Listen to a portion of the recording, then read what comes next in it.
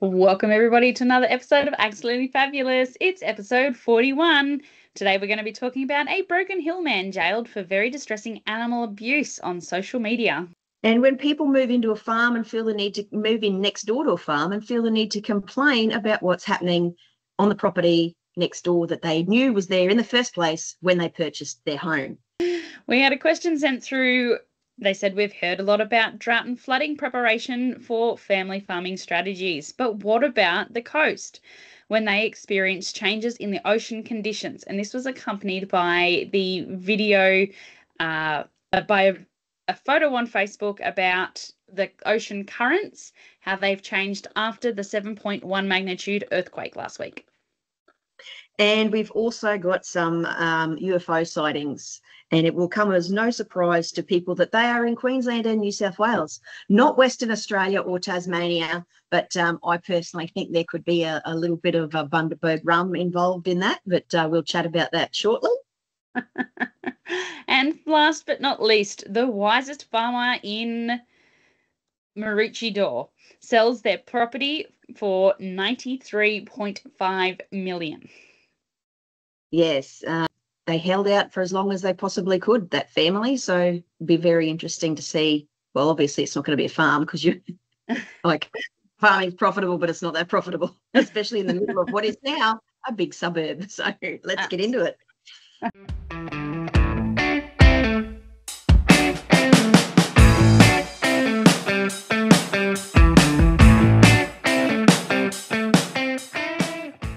Hi, welcome to Absolutely Fabulous. My name is Gillian Fennell, also known as Station Mum 101.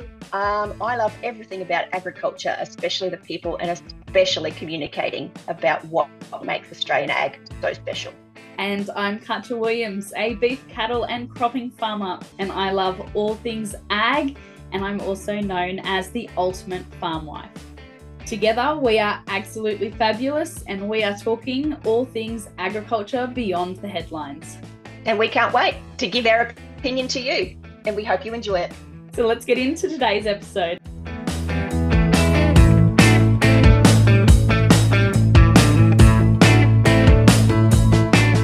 Absolutely. So, Gillian, let's start with some chit chat. You look like you're down south. I am. I'm in Mum's townhouse in Port Pirie today, on my way to Adelaide this evening for first bright and early tomorrow morning for the Australian Women in Agriculture Conference. By the time you are hearing this, it will be all over Red Rover, and you'll be able to hear about next week what happened and how amazing it was. So what have you been up to, Katja? So I had the absolute audacity to leave the farm for a few days. So you will have noticed that last week's episode didn't quite go live as it usually would on the Friday. It has gone live on the Monday instead. And I had a really lovely... I am not responsible enough to be left in charge of the podcast. So sorry, everybody. That's all my fault. Or me. But I do thank you very much for taking over the editing for last week's episode. That was greatly appreciated. So that was really lovely. I went away for 3 days up to the Blue Mountains with my sisters and some girlfriends, which was very lovely. We seem to catch up about every 2 or 3 years. So that was lovely. And now you're refreshed and back at it. Yes, and exciting news. So next weekend, we're going down to pick up a new puppy. So we're heading down to Griffith next weekend to pick up our new puppy. A bitch or a dog? It will be a dog, yeah. Right. And because you got your other dog back, your bitch back. We did. And she's been checked and everything and is back to working normally and everything like that. So, yeah. And are you going to train the dog, or will that be Ned's job to train the dog? I'm going to say joint effort. It takes a village to raise a good working dog. It does. So because my oldest work dog, who was never really good at being a work dog, but he was more a companion dog, he's nearly, what did we work out the other day? He's 10 years and 7 months, and he's starting to get quite old. So he's come out of the working kennels and down onto the veranda now with his little heated padded bedding and all of that, just to keep him comfy in his last little bit. Yeah, and it is worth saying that we do love our working animals, even though they are for a purpose and they do have a job. They do get good care, unlike this idiot from Broken Hill who has gone to jail. Hooray! An excellent decision there by the courts, finally seeing some justice, because his actions were completely unacceptable. And realistically, you listen to enough true crime podcasts. I'm quite a fan of the true crime genre on the podcasting. People who do those sorts of things to animals generally end up doing those sorts of things to people in the long run. It is one of the biggest indicators of being an actual psychopath. So hopefully he'll meet his match in jail and won't learn any new tricks, and sort of gets a bit of karma action headed his way. Absolutely. So for those who didn't see that news article and reels, it was covered on many news outlets as well as on social media.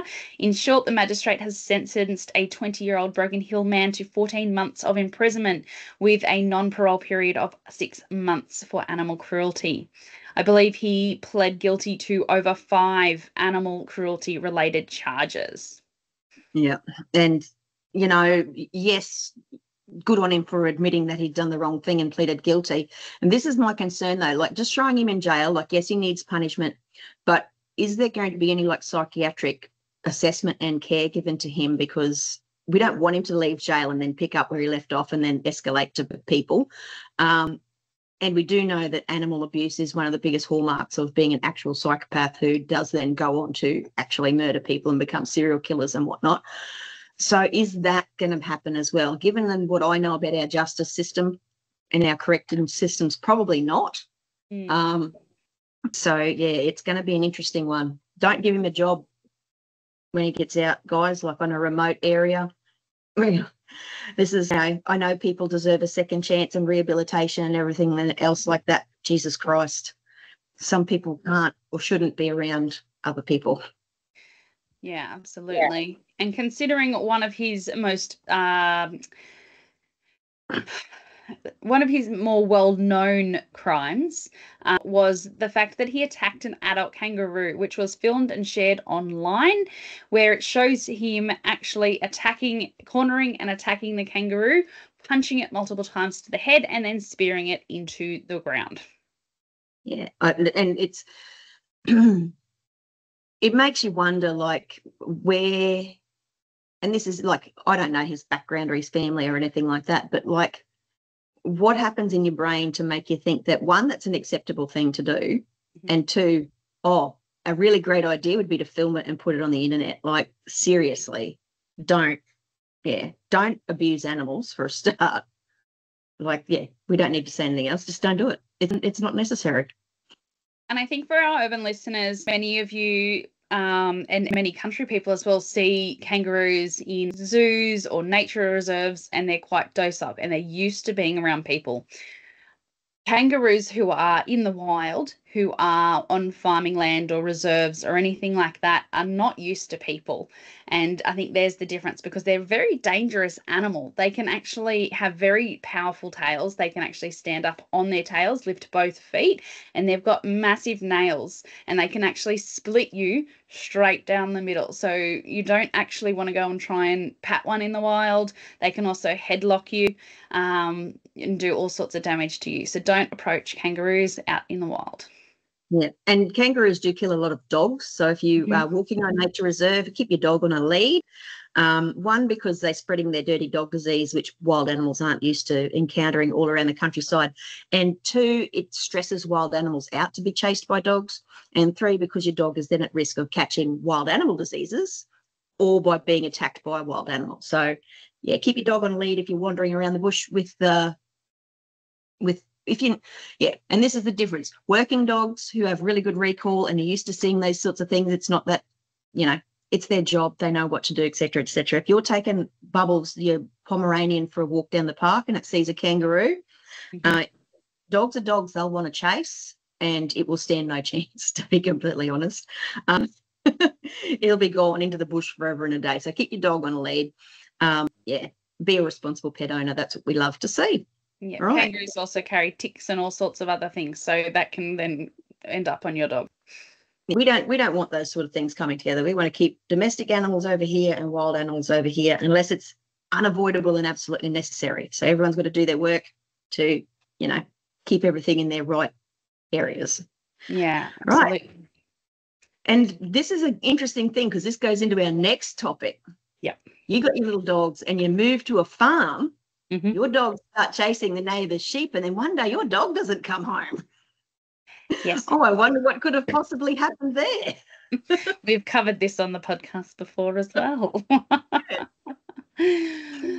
So our next reel was sent in by one of our ag fabs, along with the statement, when people move into, a farming land and then complain about being next to a farm. Okay, if you are moving next to a farm, we know that social media and television have very much romanticized farming and agriculture. But if you are actually moving next to a working farm, if they have livestock, there's going to be noise from the animals, just enjoying their day-to-day life. There's going to be noise when they're getting them in the yards. There's going to be noise when they're weaning them. That's when you take the lambs or the calves or whatever animal it is off their mums.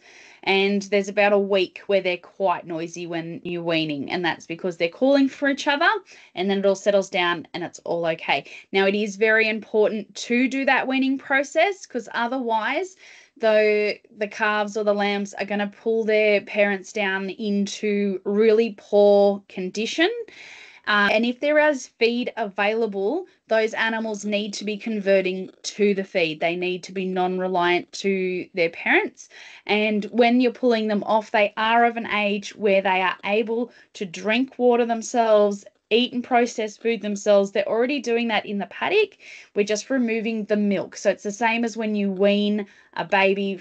You've been breastfeeding a baby and you wean them off, or you've been bottling a baby and then you're weaning them off the bottle onto solids and water. It's not cruel. It is 100% necessary for the welfare of all the animals concerned. And I hate comparing animals to people because they're not even the same. They're not crying. They're not saying, "Oh, I miss my mummy." They are shouting, "I want my milk. I am having a tantrum. I am in a mood."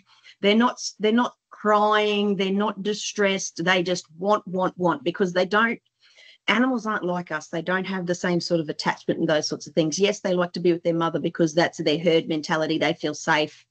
Obviously, they're not by themselves. They're in a herd with their peers. They're with animals of all the same size and age, so no one's getting bullied. And we do keep a really close eye on if there's smaller ones who might not be getting the right amount of feed in the yards, and you separate them out and put them with a more size appropriate group, all that sort of stuff. Weaning's a very important part of the process. Sheep go through it, and sheep and goats sound worse, actually, I think, because especially goats, they scream like human children. Yes. It is the most unsettling thing I've ever encountered. The first time I picked up a goat to do goat marking, it cried like a human baby, and I just threw it back on the ground because it was so shocking to me, because I'd only ever dealt with cattle and sheep before, and cattle bellow and lambs bleat, but this goat screamed, and I was just like, ah, and chucked it away and stared at it.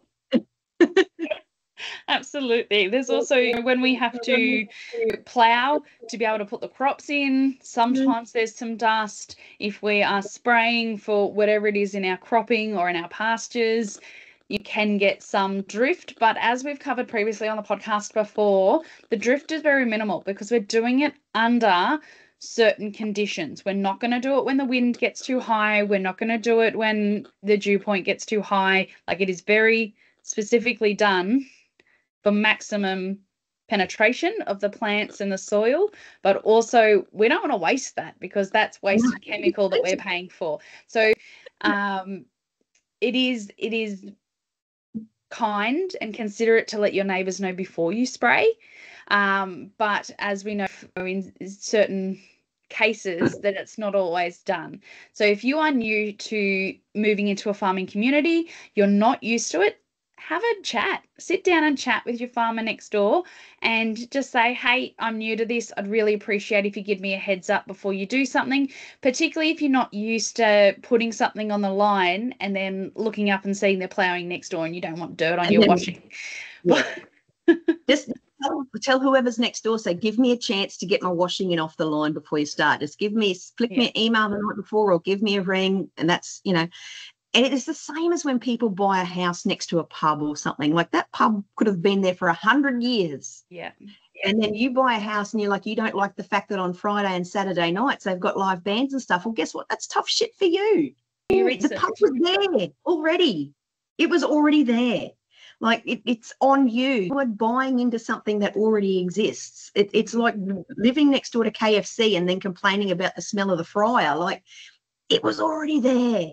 You chose that spot. Like, you don't get to change everything to suit yourself. Yes. Yeah. So I think it's definitely the same situation as buying next to any of those other examples, great examples that you gave, Gillian. They were there first. Have the communication. Just as KFC can't turn their fryers off to stop the smell or stop deep frying to smell, neither can farmers. Have the conversation. If it's something that you're concerned about, have the conversation with them. But don't also be offended if they say, I can't not plough my paddock, but I can give you a heads up. Like, that's more than reasonable and acceptable. And things are going to happen at weird times of the day and night. Like, trucks can roll in, at God knows what hour, because a lot of times we don't have control over that. No. People are going to start before dawn. You are going to hear machinery. Like, it is just part and parcel of living in a rural and regional area. It's, live next to a train track. The train's not going to stop just because you don't like the sound of it. It's because past 10 o'clock you don't want to hear the train coming. That's not going to happen. So this is part and parcel of living in a rural or regional area, is you're going to hear these things and see these things. And if it distresses you to the extent where you feel like you have to complain or approach the council to be rezoned, maybe don't live there. Pick somewhere else. Go and live next door to a conservation park or something that might be more suited to your sensibilities. Don't move into a rural or regional farming or production area, or and then want it to be changed to suit you, because one, that's not fair, and two, who do you think you are? Absolutely. And I think the train's a really great example, because for those who do live near a train track, or even near an airport, eventually you don't even register the planes. And it's not until someone comes and visits you and says, oh, those planes are quite regular, aren't they? And you go, oh, yeah. And you start to re-notice it. But after a period of time, you'll get used to what's happening on the farm next to you. You'll get used to the machinery. You'll get used to whatever it is, and you'll fall into a pattern as well. So then you will be less likely to notice it, just as you do with trains and planes. Yep. Oh, so have we got any chit-chat or anything else, any mid-show announcements? Or we did have a question come through. So, Gillian, that takes us to the mid of our episode. And this part of the episode is sponsored by Farm Table.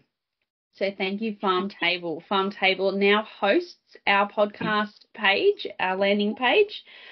So I will add that in the show notes below for you all to check out. But welcome to Farm Table. Farm Table is a proud independent Australian agricultural knowledge platform, bringing together the most relevant and curated agricultural resources from around the globe. So last week there was the 7.1 magnitude earthquake, which was down near the Antarctic. Is that right? I don't know. I did see the tsunami warnings, but obviously I didn't pay very close attention because I was going to be pretty safe from any potential disasters. Yes.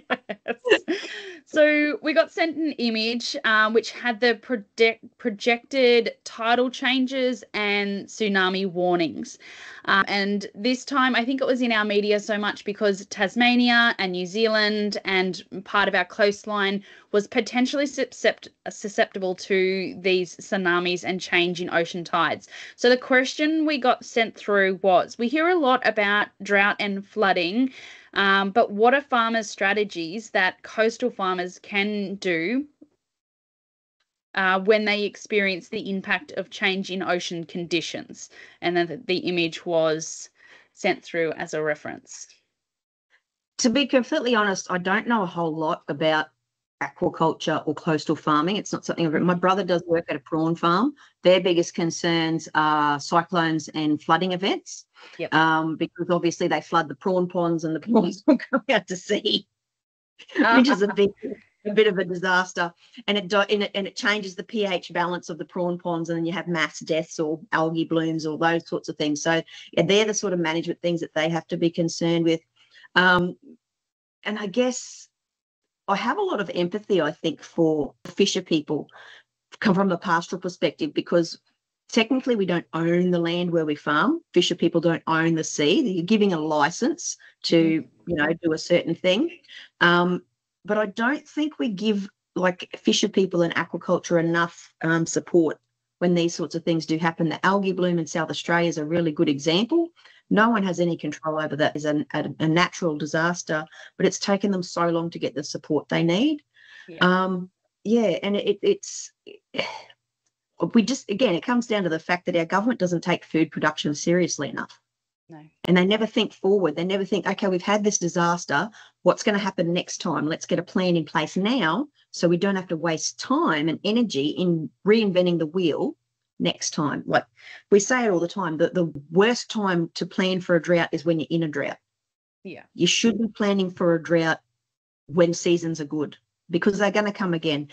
Ocean disasters are going to happen again. All these sorts of things are going to happen again, because that's life, that's nature, that's the world. But we don't do anything about it in the interim. It's just crazy to me.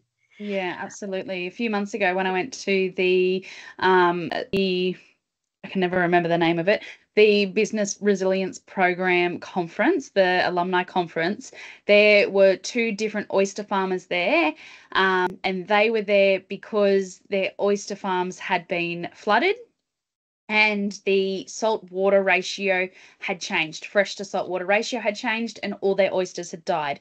Now, it's not the first time that has happened, and they were slowly working on their resilience, which is why they did the Business Resilience Program through the DPI and the Drought Fund, to try and be able to work out what they can do next time, because all they've got at the moment in their hands, in their control, is to start again. Wait for the levels to go back to where they are and start again. But some of those populations will take 5-10 years to mature. And so what they've only just gotten to back from when they had their last major flooding is now not able to sell premium product because they're all starting to die again because of that. So it takes them a long time to rebuild. So what they're trying to build into their businesses is supplemental, basically a second income, or trying to make sure that maybe they're harvesting the ocean water through a flow, but then when it comes up to flooding, somehow they've got to try and dam it so that the flooding isn't going to affect so much where they are.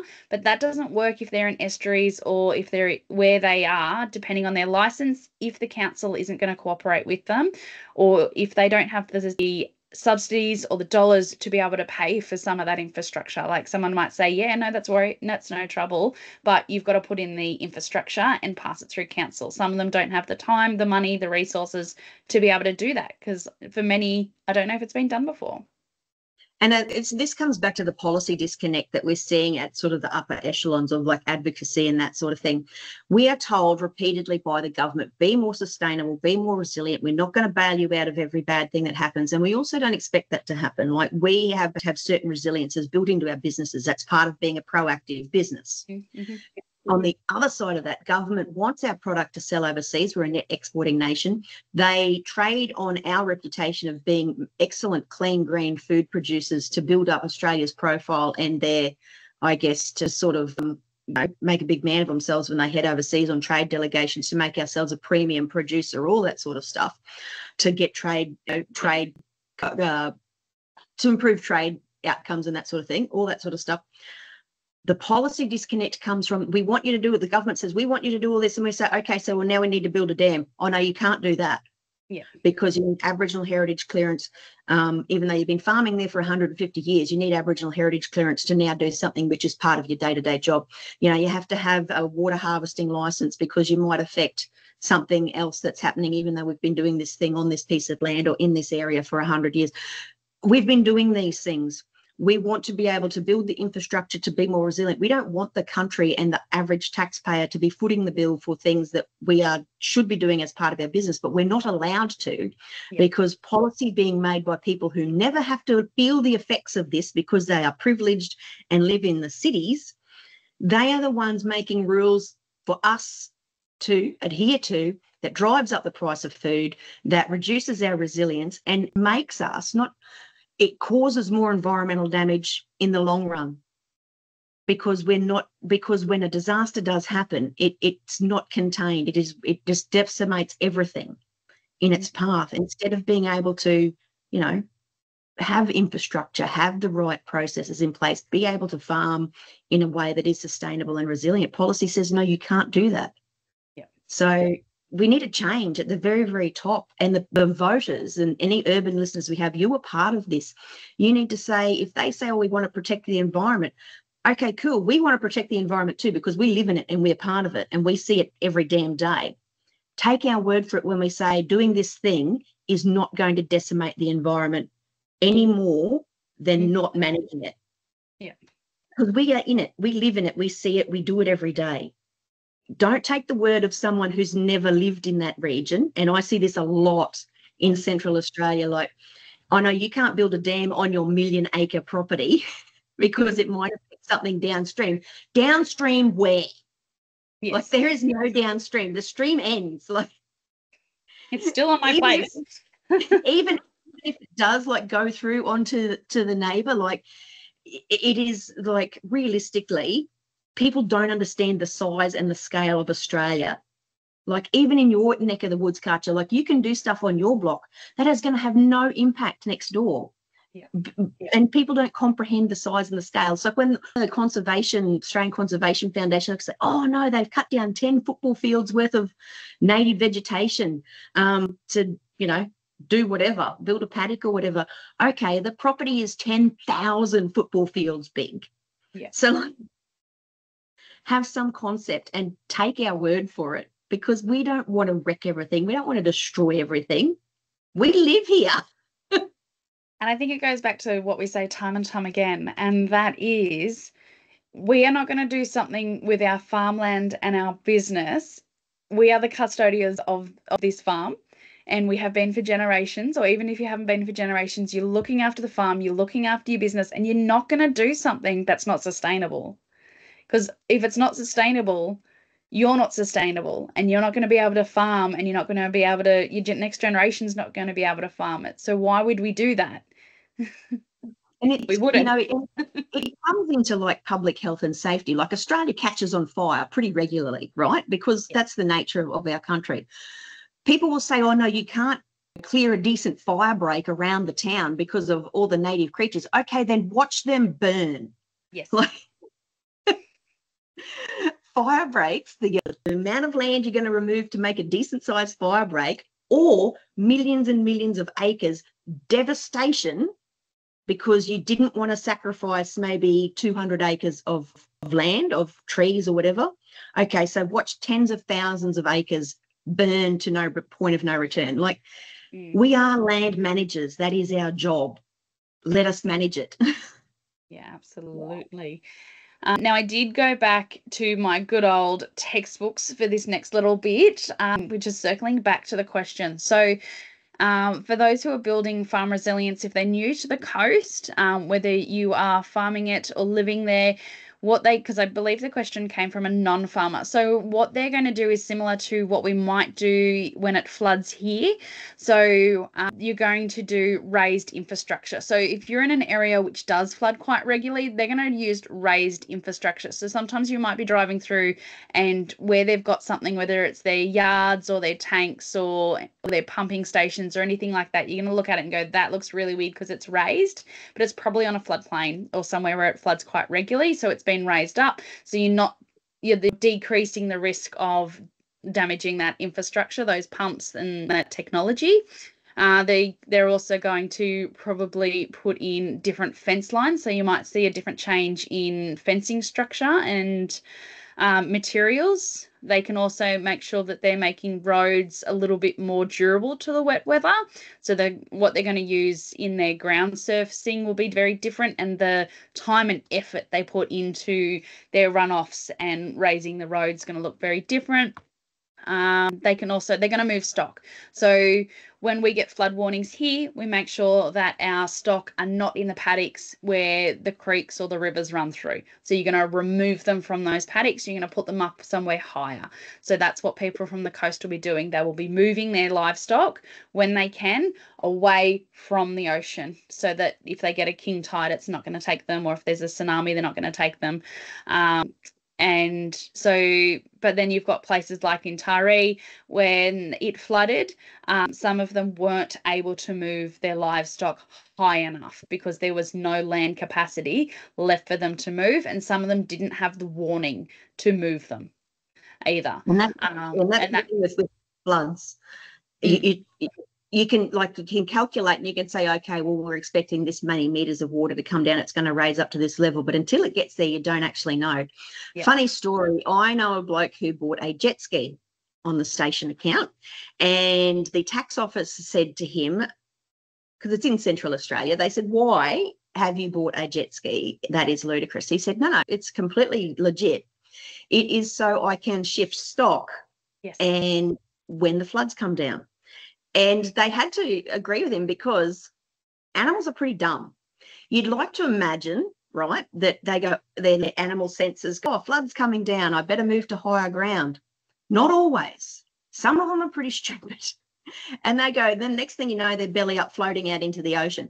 So you do need to be, and you see it in the floods all the time. You see people in their tinnies and their kayaks and that chasing, trying to round up their things. And once the sheep is wet, that's it, show's over for Mr. Sheep, because he is basically a great big weight that, especially when he's got wool on. If he doesn't have wool on, well, then he might get very unwell. But you need to be able to move stock around. And in some cases, when the floods are higher than you're expected, there is no higher ground for them. I know another guy, he was over in Queensland when the floods came down. His horse has spent nearly a week tied up in the loading ramp of the cattle yards because it was the only place high enough to keep him out of the water. So it's, people will do whatever they can to keep their animals safe and dry. But sometimes it's a force of nature, like floods, fires, earthquakes, tsunamis. You make all the best plans that you can, but sometimes it's still a disaster. Yeah, particularly when the weatherman, like if you're listening to the weather and the weatherman tells you it's going to rain and then it doesn't rain, like they can only be as accurate as their technology allows them to be. Yeah. And one other thing that is coming up, Karcher, I sent you the design of the caps over the weekend. So we will be putting them up on social media when I work the pricing out. So caps will be available. Still working on the T-shirts, but the caps look pretty awesome. They do. They look very cool. They look very good. Well done on the caps. Gillian, do you have any merch packs left to send out?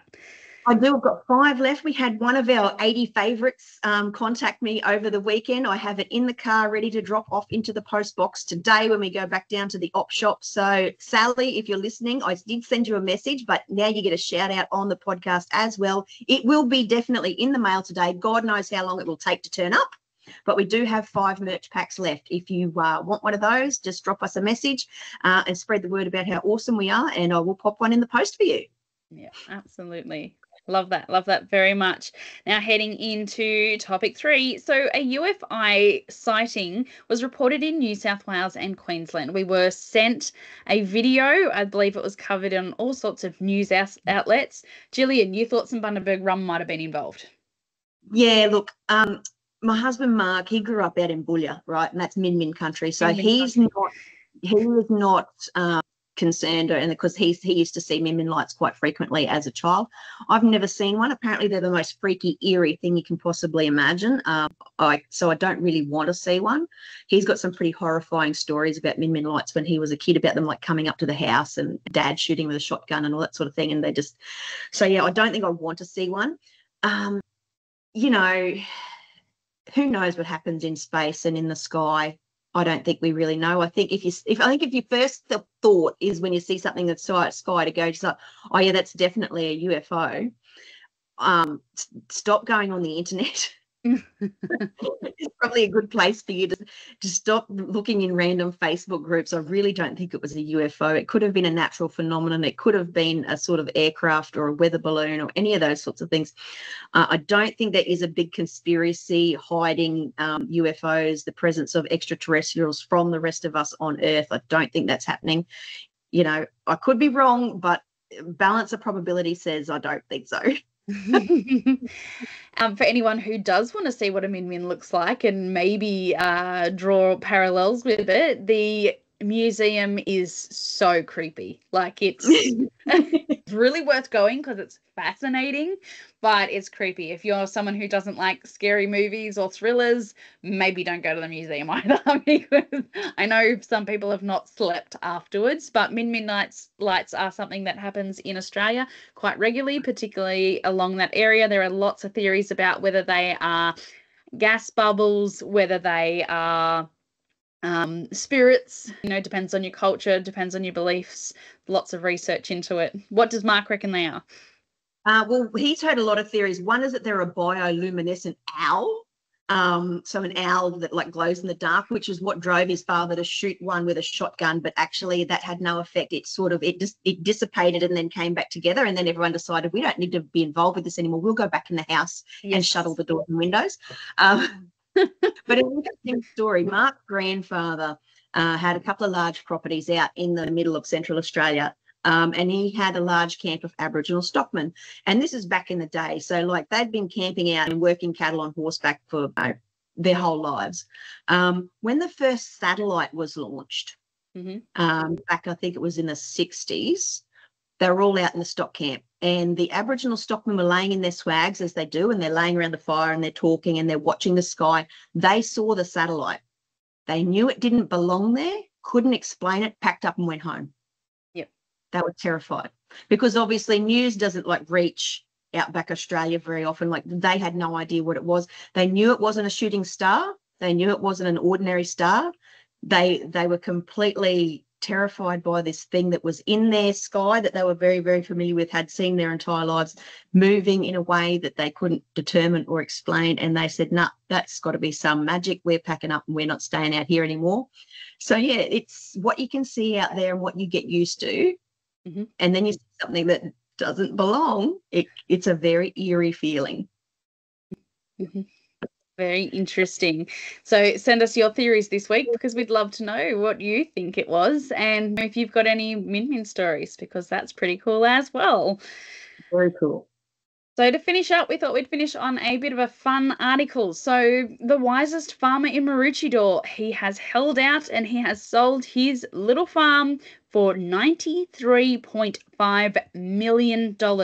Now, I did do some calculations. Let's have a look. Okay, so it says that it was 39 hectares. So for those who work on smaller volumes of measurement, that is 96.3 acres. So nearly $1 million an acre. Not bad work if you could get it. Not bad work if you can get it. Not bad work if you can hold on for developers to pay that money. Wowee. Would you hold on that long? Because he has urban city all around him. So well done for holding on for so long. Wow. Would you have held out for that long?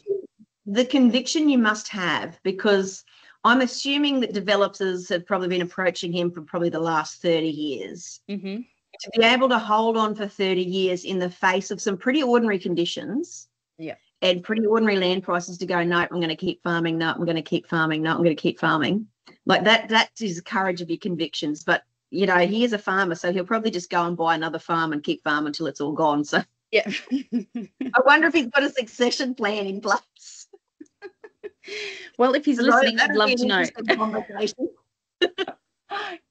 If he is listening, we'd love to know. Because what a succession plan that would be. Yeah. That would be a great base for a succession plan.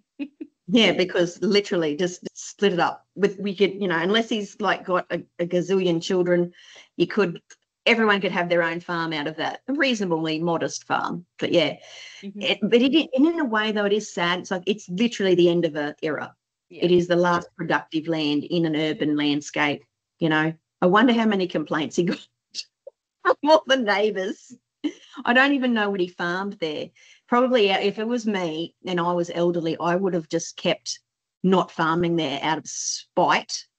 Like, you are not having my land. I'm going to do whatever, and just to be spiteful to property developers till the very last moment, till I couldn't hang on any longer. Even if you had off property job. Yep. I was like, no, you cannot have my land. You cannot have my land. But it is a sad thing to see those, to see the urban sprawl, because once upon a time that would have been a patchwork of fruit farms, dairy farms, cattle farms, very productive landscape. It's beautiful land around Maroochydore. It's a lovely spot, and now it's just houses, and it'll never go back. So it is very sad in a way. I'm glad the farmer got a good payday out of it. The ATO is going to have its hands out. But see, if you were not farming out of spite, you could be running that place at a massive loss. Yeah. You could bring all those losses forward when you finally do realise that. I hope he's got a good accountant. That's all I hope.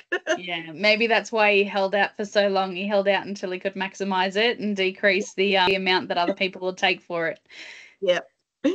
But no, good luck to him and to his family if he has one, and I hope they're happy. I hope they go really well. Yeah. And Best wishes for the future. And just for our urban listeners, not every farm is worth that amount of money. Like, I know farmland is like expensive, but not everyone's hanging out for a $93 million payday on a very small farm. Yes, because quite a few of that landscape would fit into yours, Gillian. Yeah, I don't think anyone wants to build any intensive housing developments out where I live, thank God. But well, I suppose I could just move more remotely if that did happen. But maybe we should do that. Maybe we should be building big cities in the middle of nowhere. But then how do you water these people, which is the problem we have in Adelaide? They keep building houses and there's no water for them. Yeah. There's only one place for that water to come from, and guess what? That's agriculture. So they keep throttling back everybody else's allowances so you can water your postage stamp size lawn because your houses nearly touch each other, so you've got no yard anyway. What a way to live. Mm-hmm. If I am in Roseworthy, I will try and take some pictures to put up on the socials of what people are living in, a shoebox where the walls are practically touching, and literally across the road is a fully functioning paddock. Yeah. Like, I will try and take some photos of that. It's incredible, and it, in my opinion, shouldn't be happening, but here we are. Well, we look forward to seeing and hearing from you next week with the Australian Women in Agricultural Conference. I will be back here next week with my puppy to show you all. I might even sneak it into the office and the house and see whether I can show you on the YouTube channel for those who are watching. But until then, everyone be safe. Have a great week, and we'll see you next week. Bye.